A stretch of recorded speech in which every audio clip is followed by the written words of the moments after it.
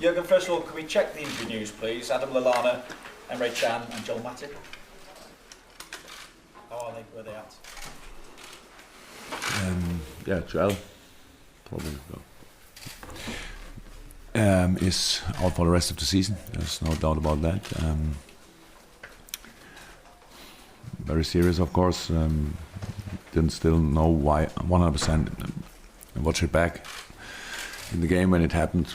He felt something, but didn't think it's too serious. He could carry on, and now, it looks like it needs at least further assessment and maybe a surgery. We'll see, but should be back for start of the preseason again. That's the good news. Adam, we have to see. So it's a hamstring injury. Could have been worse, but it's worse enough, of course, or bad enough. And that means he's, of course, not available for that game and for the next weeks. But don't want to finish the season now, to be honest. For him, it's still a few weeks to go. There's a chance that he could be back in that season. Emre, it will at least be very, very close for tomorrow. Same thing, he has a session today with the rehab coach, and then we will see, but it doesn't look too good. So that's it. Joe Gomez, of course, not involved. Like Ragnar Klavan, not involved, and Ben Woodburn, not. Did I forget somebody? No? I got them all. Okay, that's it. Pep Guardiola effectively if there's a centre half in the room, I'm open for talks. At the weekend, Pep Guardiola effectively said it's not a necessity for them to beat Manchester United the following weekend. This is a bigger match for them. Can you take the same view, given how far Chelsea are away from the top four, or given how close second, third, fourth are in the Premier League? I think it's a big difference. I think Man City is already champion without being already champion. So we are not in the Champions League for next year, and it's not only about going in the qualifying for the Champions League. That's the most important thing, of course. But as long as we can be second at the end of the season or whatever, I think it's our duty to fight for that as well. So it's completely different. I have no clue about how big Man City against Man United is. I don't care too much, to be honest. But Liverpool, Everton, or Everton, Liverpool is a big one. I suppose I would love to prepare a game like Everton for a full week, being completely focused on that, stuff like that. But we have only 2 days to prepare it. But that's the job to do. So don't think about that in the moment too much. But of course, it's an important one for us as well. So I cannot say the same thing like Pep.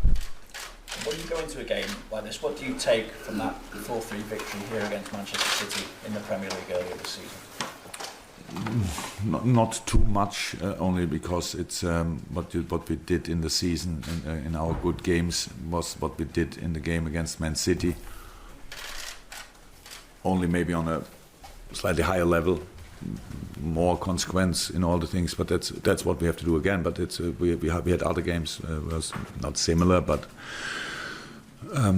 We had to do similar things for sure, and so we need to be at our best. And in a few moments against City, we were at our best. But we will not only show in the video analyze not only situations from the game against Man City. So we have to. We know what we have to do at the end. We will know that, but it's about doing it. It's about doing it with 100%, or if possible more. That's it. It's a big game against. One of the best teams in Europe, if not the best team in Europe in a moment. So, and that's nice, to be honest. It's we are not coincidentally in the quarterfinals. We qualified for that, so we are there. And yes, we beat Man City here a few months ago. But we knew before the game that it's possible. It's only unbelievably difficult to do it. And so now we know again it's possible, and we know it's difficult again. That's all. And it's a specific part difficult, like if you play Barcelona or something like that. If you have a home game and it's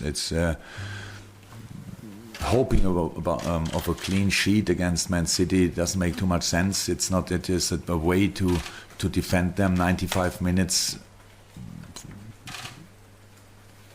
100%, that they will not have a shot on target or something like that. You can ignore that immediately. You need to be ready to deal with situations like that. You need a fantastic goalkeeper, you need a fantastic defense, you need a fantastic organization, and you need the balls to use the space they give you.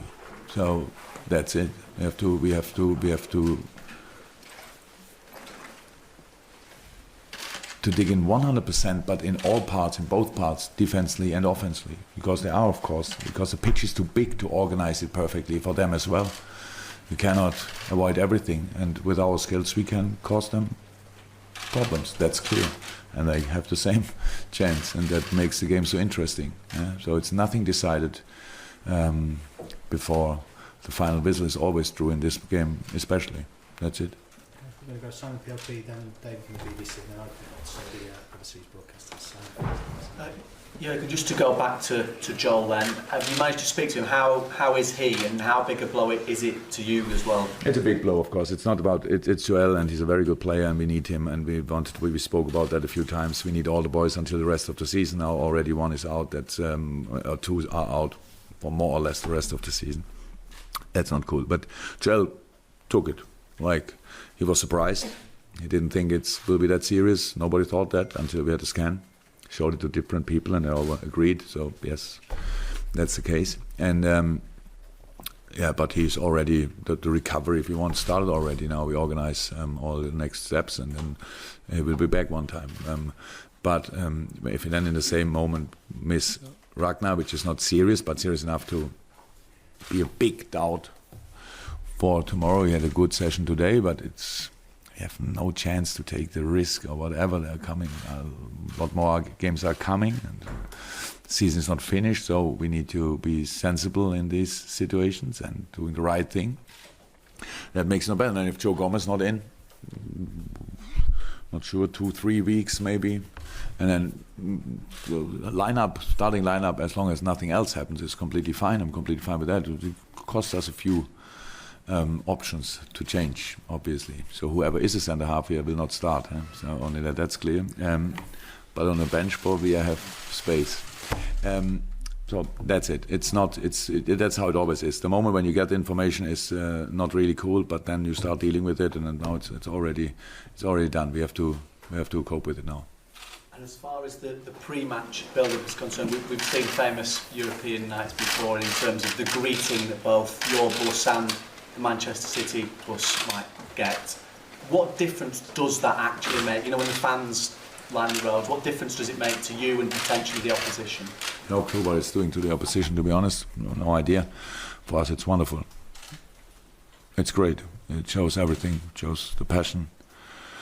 And as long that all is in a, I don't know, happens in a legal way, I'm completely fine with it. I like it, but I'm not the guy who organized it or whatever. I have nothing to do with that. But for the team, it is actually and it's the welcome for my team. It's brilliant. Okay, David. Jürgen, you talk about Manchester City being one of the best, if not the best team in Europe at the moment. Can you explain how big a task that is then for your team, and how highly it would rank for this club, and what it would mean if you were able to get past them?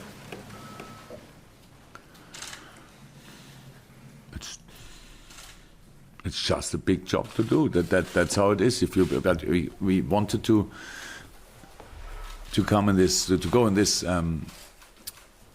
competition as far as possible, and it was clear that you will, at one point, we will face the best teams in the world. So that's how it is. And there was no easy game, no easy opponent for that stage. They were all difficult to play, and now we have Man City, and they are quite a special team, to be honest. That's the truth, and will be very deserved, absolutely deserved, champion of the Premier League. So I'm fine with that. But in football, it's not about being the best or something like that. It's about being perfectly prepared for the next game and to do your best. And it's not about yesterday, it's about tomorrow. It's about the moment and stuff like that. So how's that? It's not about. It's not interested. I'm not interested. It's clear. City, with the things they have, they've reached already this season and things. So the confidence is probably on outstanding high level. So that's okay. But we are not in a bad moment. We're in a good moment as well. But would it be right to sit here and say, yeah, City at Anfield, they have no chance? That's not true. They have a chance in there, but because they can win wherever they go. But we can win football games as well, and that's the only thing I'm interested. And I like the difficult tasks. I like the difficult jobs because it's the most interesting. It's for a manager the most interesting. What to do in this or this moment, and prepare your boys as good as possible from the mental side and from the physical side, and then let's go. Nothing can happen. The worst thing that can happen, you lose a football game. So there are more difficult things to get than that. It's a big opportunity, and we try everything to make it happen. That's it.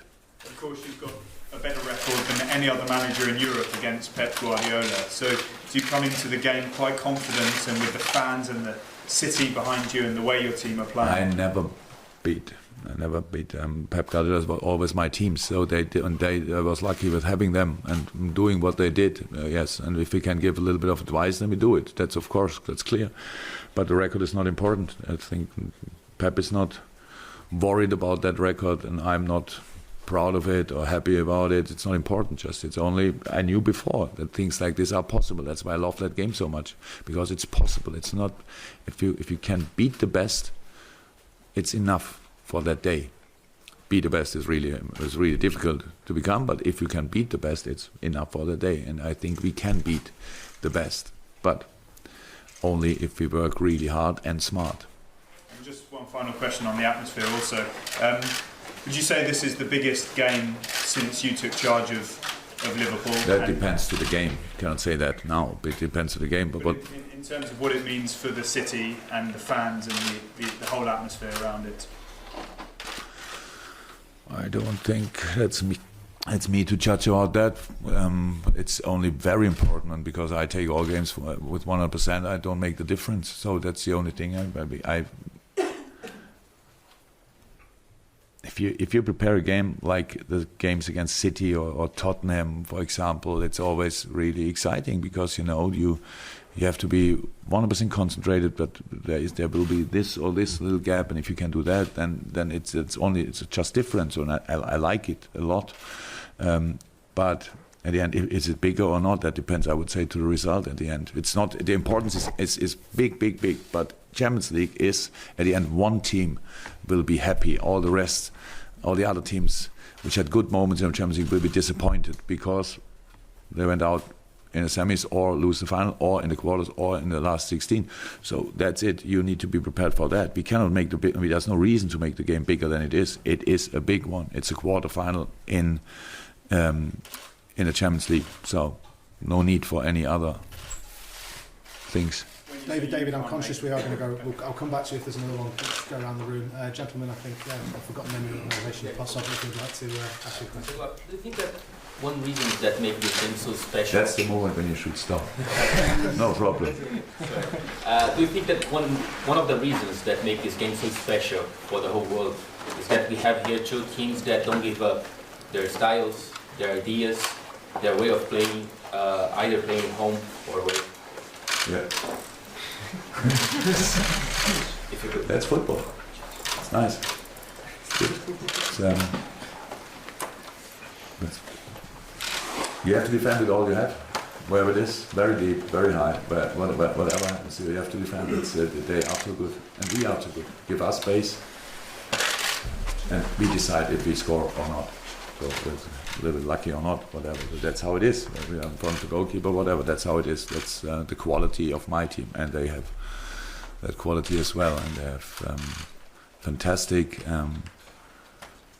patterns, what they do constantly, stuff like that. So it's clear but difficult to defend, and it will be a very interesting game. And so, how always in football everything can happen. So close result, clear result. Everything is possible, but at the end, the only thing what's 100% sure, both teams need to invest everything what they have to have a chance to win it, and I'm fine with that. Okay, we have got Andy Robertson coming in next few minutes to do the player side. Reminder, our training is 5:45 at the bell. Kenny Dalglish will be the interpreter. That's his joke, by the way.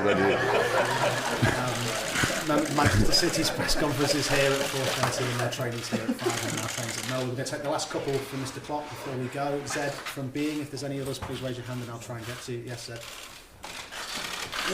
Sorry guys. Yeah, everyone's talking about City, how strong they are. You mentioned how strong they are, but do they have any weaknesses? I wouldn't name them weaknesses, but they are not perfect, because that's not possible. That's it. But that's not the moment to speak about weaknesses. It's only about giving a few information and showing respect what we do. And I cannot win the game here. But we could lose it maybe here in the press conference with talking only bullshit. But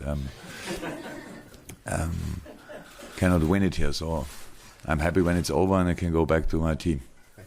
Apologies to anyone watching the live stream. Last two questions. Everyone with his hand up. Hey, Mr. Klopp. For a Brazilian television, Sport Interativo, we are in the middle of a big debate in Brazil, especially in national team, to choose our main striker to the World Cup. And in this match tomorrow, we are probably going to have Firmino against Gabriel Jesus. My question is this a good match to them prove themselves, to the coach, for this position of the first team? I don't think that these two players have to prove anything. They are outstanding good. For me, they are both world class. That's it. It's all about Tite to decide which kind of striker he wants to start. So that's all. I don't think if this would be the decisive game for your manager to decide about it, then it's his decision. But I don't think so. They are, how I said, both outstandingly good and both in a fantastic shape. So that's good. But I don't know exactly. But maybe Aguero is starting. Then you cannot make that comparison. Okay, final question from the Jürgen, do you read anything into the fact that Pep Guardiola has chosen to train here today? Usually City, ahead of European games, will always train at home. Now we know that they've got a very bad record here at Anfield. Do you read anything into that, and what sort of advantage could that give them, if any? That's a question for Pep. Yeah, that's not a question for me. I have no clue. So we would have liked to train next week ahead of the away game at Man City as well, but we didn't get a pitch for the next morning. So no Manchester club could give us a training pitch for the next morning. So here, I think Man City can train tomorrow at Goodison. That gives me something for Saturday, but nothing for now. So it gives me some information for Saturday. No, I have no clue. Ask him and call me then and tell me. Sorry, there's one final question. Have you got any recollection at all of the semi-final here in 2005 between Liverpool and Chelsea? Was that something that was at all on your radar? No, I like all these things. That's all really cool. But this club is already so full of history, and we have to write our own history. So everybody knows pretty much everything. I meet people over the day; they can tell me each goal. Liverpool scored 37 years ago in the 56th minute. So that's and I think there are 10 players who did that, and I can say the names. So that's all good, and I like that. But this team, we need to be proud of our history, but we need to create our own history. And so that's not. I did that a lot in the past with my former teams. Showing, but they had not a lot of, not that Dortmund had a lot of history, and of course, but we did that before a cup game or whatever. But at one point, you need to do your own things, and the boys are ready. They're really looking forward to it. You could see it immediately after the last game. You could see it after the draw. We are ready for that, but at the end, it stays difficult. That's all. You can stay where you are, guys. Andy Robertson, minus translator.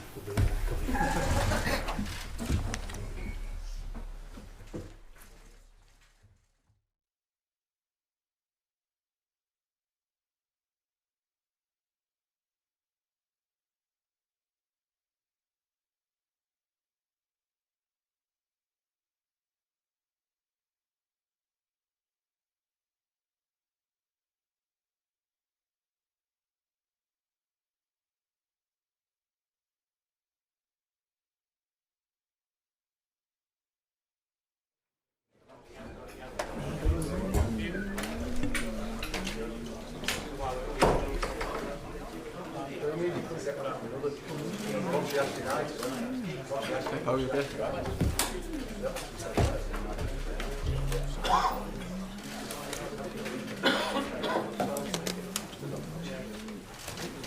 Are you okay now?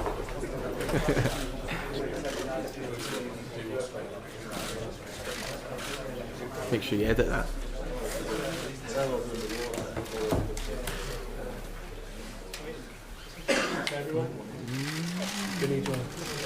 Andy, obviously, there's an obvious answer to this, which I probably expect, but I've got to ask the question anyway. De Bruyne and Salah appear to be going head-to-head for the Player of the Year award this season.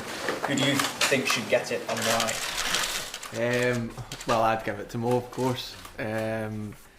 Just because I work with him day in, day out, but that's not taking away the fact that De Bruyne is a world-class player. I think this season he's been sensational, and I think he's been key to what Man City have done in the league especially. And two world-class players, I feel, are going for the trophy, and whoever wins it will be a deserved winner. But for me, obviously I'm going to say Mo. So what is the key then to stopping the likes of De Bruyne? Obviously you beat them 4-3 here earlier this season, and we all remember your 70-yard press where you closed about 5 players down at that point as well. Yeah, I think it was I think that was probably our most complete performance of the season. Yeah, the last 10 minutes was a wee bit shakier than we would have probably won after going 4-1 up, but it was a good performance by us, and we managed to press them all over the field, and defensively we were spot on, and we took our chances when they came to us at probably key moments, and I think that was the key, and of course that will be the key tomorrow for both teams. When chances fall to you, we need to try and take them, and hopefully more chances fall to us, and we're clinical up top, and if we can do that, then hopefully we've got a win going into next week. In the context of the season then, how big an occasion is this, and what sense of occasion do you get when you know that the fans are planning to welcome the team coach along Anfield Road? Of course, I think everyone knows that Liverpool fans take to the Champions League very well. It's always well supported, and that's when they create the probably most famous atmospheres, and Premier League week in, week out, they're brilliant, but I think at Champions League they take it up a level, and I'm sure that will be the case tomorrow night, and hopefully they can create an atmosphere that helps us, and we can use it to our advantage, and hopefully we give them things to cheer about. This time last year you were involved in a relegation battle, and obviously here we are on the eve of going into a Champions League quarter-final. So how are you feeling about that, and is it possible to sort of tell us the differences of what you're going through right now? I'll be playing in this game than the games that we were battling for our lives last season. That's an obvious answer, but when you're fighting relegation, you have so much things riding on it. You're dropping down a league. People lose their jobs. People, obviously, contracts and stuff like that. So in these games, it's all for benefit. You're going to be in this, 4 teams left in the Champions League, so we can use it to the advantage. It's a big difference, of course. It's on a much wider scale, but it's for the better. We're playing in the Champions League, and it's a massive game for us, and like I said, we've got the potential to be in the semi-final, and that's what we can use to our advantage. And in terms of potentially taking on De Bruyne and Kyle Walker going down there as well, have you been particularly studious of them two in the build-up to this? Maybe taking a little bit of extra time to watch videos and stuff like that? Yeah, of course. You need to look out for your opponent. You need to know who you're up against and what their strengths and weaknesses are. But as a team, I think we'll look at it individually. Of course, we will do that as well. But as a team, we need to work together and work in 2s and 3s and try and get the ball back as quickly as we can and double up on people that we need to double up on in defensive situations and if we can do that and keep their top players quiet then. And get our top players in the game and let them create the chances that they've done all season, then like I said, hopefully we can come out on top and have a lead going into the Etihad. And just finally, is there anything to be afraid of facing this lot? No, I don't think we can be afraid. They won't be afraid of us and we won't be afraid of them. They've been the best team in this league this season, undoubtedly. They're going to win the league. But we need to, it's 2 games. It's a one-off in the Champions League and we've got every right to be in the quarterfinals as they do, and there's no seeding in it, so it'll be a big occasion, but we'll look forward to it, and we won't feed it, but we'll obviously be cautious of their strengths. Okay, Ziad. So following up on his question, they depend a lot, City, on their wide men. For you personally, how are you looking for this pattern? What are you looking for from their side and your side? I think all over Man City as a team, their movement is a joy to watch at times, and as a defender you need to be aware of that. You need to be aware of where your man is at all times and where he's trying to get to, and if we can do that and focus on where they're going, then hopefully we're first there and we can stop the ball coming or get a block in or whatever. But also we'll be hopefully being attacking a lot as well, and we can push them back into areas that they don't really want to go. So, it's you can look at it 2 ways, but we'll be definitely analysing their strengths and weaknesses, and hopefully that's enough on the day, and we can stop them from playing their football that they want to play. Yeah. Hi mate, you talk about trying to keep their best players quiet, but as a team, your defensive record this season against other big teams, City, Tottenham, United, Arsenal, Sevilla in the Champions League, does appear to indicate that that's not one of your strengths. So can you really hope to keep a team like City quiet over 2 legs, or is your best chance of getting through to basically get through at the end of a 2-leg shootout with lots of goals?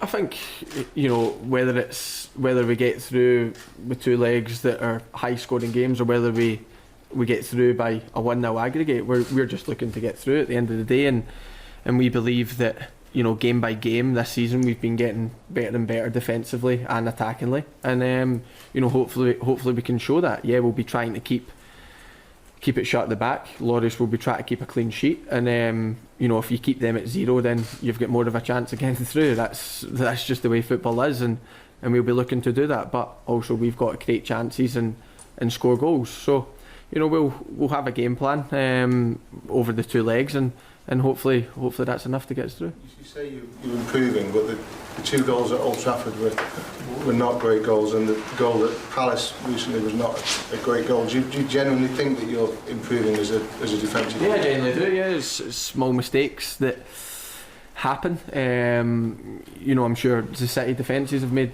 mistakes this season, but they maybe don't get as highlighted as much as ours do. But don't get us wrong, on Saturday we conceded a goal and it was a mistake. There was probably more than one mistake in it, but it was all about rectifying it. We won the game 2-1, and that's what we've got to focus on. We won the game, and at the end of the day, if we win these 2 games, then we're through. No matter if we'll be hoping not to make mistakes, but if we make mistakes but win the 2 games, then we're through to the semi-final. Andy, with all the talk around Manchester City, all the trophies they're going for and their sort of brilliance that is so well documented, of course there's still pressure on Liverpool, but does that put you in an advantageous position that all the focus seems to be on them? Yeah, I think it's easy to, because we're in the same league, and like I said previously, Man City are going to be Premier League champions. They only need one more win, so they will be, and they've been the best team in our league this season, hands down. And yeah, they're going for a lot of trophies, and that can maybe give them a wee bit of added pressure. But we'll be, like I said, Champions League's completely different, and we're in the quarterfinals, and we don't feel as if we're lucky to be here. We've deserved to be here. We've played the same number of games as they have, and you know, we're at the same point, so we'll be looking to get through. But you know, you could say there's maybe a wee bit more pressure on them if, you know, they know they're the best team in the league. So they're playing against the team that are third just now. So maybe a wee bit more pressure on them, but we can hopefully use that to our advantage. And you know, if you want to say we're underdogs, then so be it. Any further questions? Yeah, you obviously like to get forward and attack. When you come up against a team that's got Kyle Walker, De Bruyne, Sterling, who all come down your side, does that make you think twice about pushing forward? No, I don't think it makes me think twice about going forward. If there's a chance to go forward, then I'll be going forward to try and create a chance. Me and Sadio will probably be on that side, and if that's the case, then we'll hopefully be causing them problems going back the way. And also, we need to be switched on defensively. We always have to be, whether it's whoever you're playing against. And you know, we'll hopefully be like that, and we'll get back into our formation quite quickly if we break down. But at the end of the day, we're at home, and we need to create chances, and we need to, like I said, try and get the fans behind us, which they will be. And the only way to do that is create chances and score a couple of goals, and hopefully we can do that by you know, if I can help getting forward and try to create chances, then you know, that's what we'll do. Any final questions? Right, thank you very much, everyone. Cheers.